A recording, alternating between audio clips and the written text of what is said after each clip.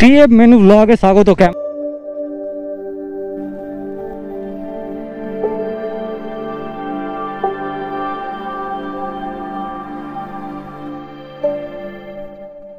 কেমন আছো আমার ডিজিটাল ফ্যামিলি? আশা করছি সবাই ভালো আছো। আমি বাপন বৈকালবেলায় বেরোলাম। আজকে রামনবমী। আজকে রামের অযোধ্যায় 500 বছর বাদ ফিরেছে। তার আমাদের লোকালে শক্তিগড় বাঁকার পুলের কাছে মিছিল বেরিয়েছে, তার একটু ঝলক দেখা যাচ্ছে। বর্ধমানেও বেরোবে, ঘুরতে বেরোলাম, দেখি।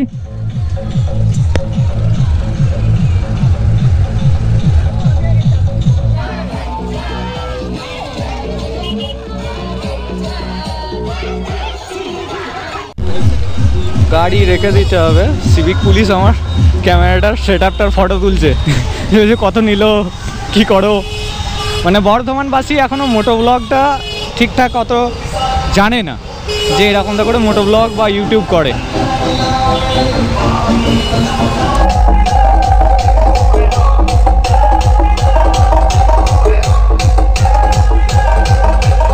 জুলুসের জন্য সব এদিক ওদিক দিয়ে যেতে হচ্ছে। আর সব গলিতেই ভিড়, আর সব রাস্তাতেই ভিড়। মেন রাস্তাই তো জাম, মানে শো চলবে মেন রাস্তাতে, বিকল্প রাস্তা হিসাবে যেটাই নিচ্ছে সেটাই ভিড়। পিসি রোডের মধ্যে, এখানেও পিসি রোডের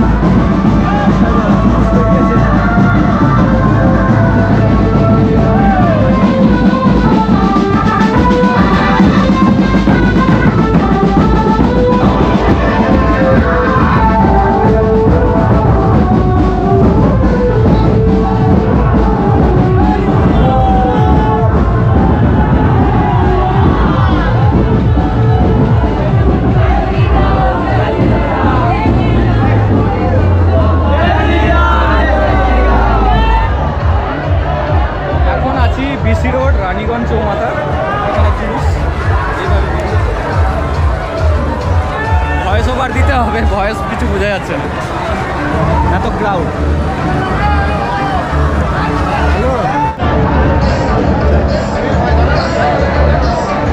এখন আছি পিসি রোডের ওপর, রানীগঞ্জ বাজার চৌমাথা মোড়। কার্জন গেটের পরিস্থিতি দেখে আসি। আর চারিদিকে ট্রাফিক লেগে আছে, যেতে পারছে না পুলিশ বেরিয়েছে বলে। বিসি রোডের নাইট ভিউ, রাম ভক্ত, চারিদিকে পতাকা, জয় শ্রীরাম বলে। কার্জন গেট, যেটা পরে নাম বদলে হয়ে গেল বিজয়তরণ গেট, সামনে আমার। এইখানে মানে সবকটা ওই জায়গাটাতেই সবকটা মিছিল এক কাছে হয়। এখন আছি কার্জন গেটের কাছাকাছি, বিজয়তরণ গেট। এখানের ক্রাউডটা এইখান পর্যন্ত বোঝা যাচ্ছে না, গেটের ওই পারে আছে। ভয়েস কতটা আসছে আমি জানি না, দেখাচ্ছি।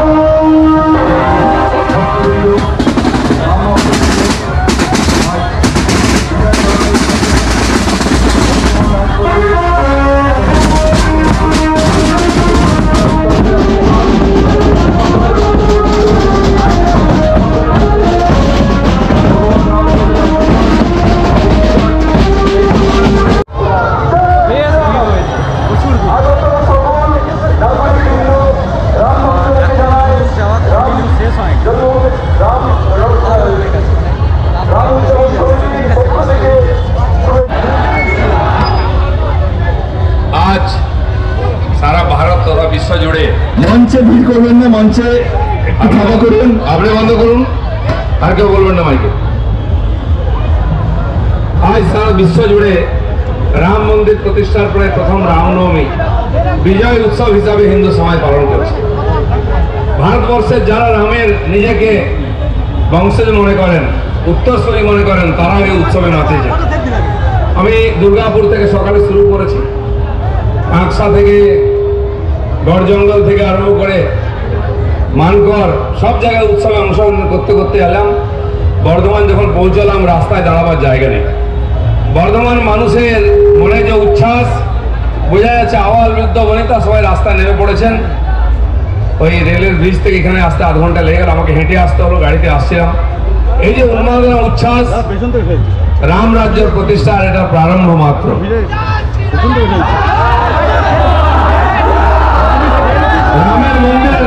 রামের মন্দির প্রতিষ্ঠা করতে আমাদের পূর্বপুরুষরা 500 বছর লড়াই করেছে, লক্ষ লক্ষ মানুষ বলিদান দিয়েছেন। আমরাও বর্ধমান হলো ভাতৃত্ব সম্প্রীতির জায়গা। কাঁধে কাঁধ মিলিয়ে রামনবমী পালন করছে।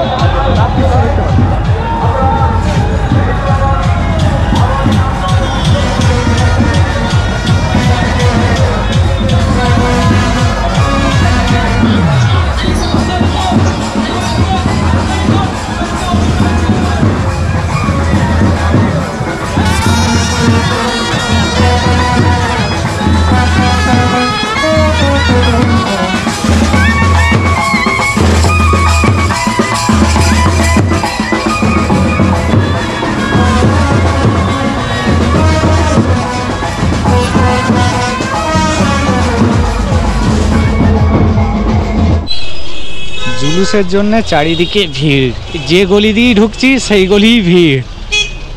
আর ভিড় তো বেশি টোটোওয়ালার ভিড়, একটু কিছু হলেই টোটোওয়ালা চারিদিকে জাম করে দেবে। বলেন কি? বর্ধমানে প্রচুর টোটো চলবে। 40 का छोटा वाला है, 50 का बड़ा है। আচ্ছা 50-এর দিয়ে দাও। 40 ছোট করে দিয়েছো নাকি গো? দাম বেড়ে যাচ্ছে নাকি? কি করছো? আমাদের মতো গরিব শরীর লোকেদের কথা একটু ভাবো। দাম বেড়ে গেছে, দুধের দাম বেড়ে দুধের দাম বেড়ে গেছে, আমার নিজের দাম বেড়ে গেছে, সব কিছু বেড়ে গেছে দাদা। ওই চকলেট সিরাপটা একটু দিয়ে দাও না। बर्फी क्या दे रहे गिलास है? दे दिए गिलास। कौन किसको? मेरे को। और रहने दो। ये यार क्या दिया? এটা 50 টাকা গ্লাস হয়ে গেছে। রামনবমীর মিছিল দেখা কমপ্লিট হয়ে গেল আমার, বাড়ি চলে যাচ্ছি।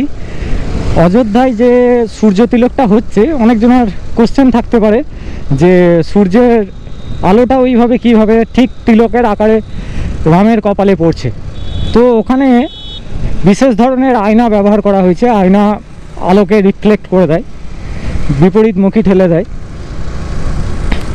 তো এরকম তারা আয়নার ব্যবহার করে যেখান থেকে সূর্যের আলোটা পড়ছে সেরকম তারা রিফ্লেক্ট করে করে নিয়ে যে একদম তিলকের সাইজে প্রজেক্ট করেছে রামের মূর্তির ওপরে।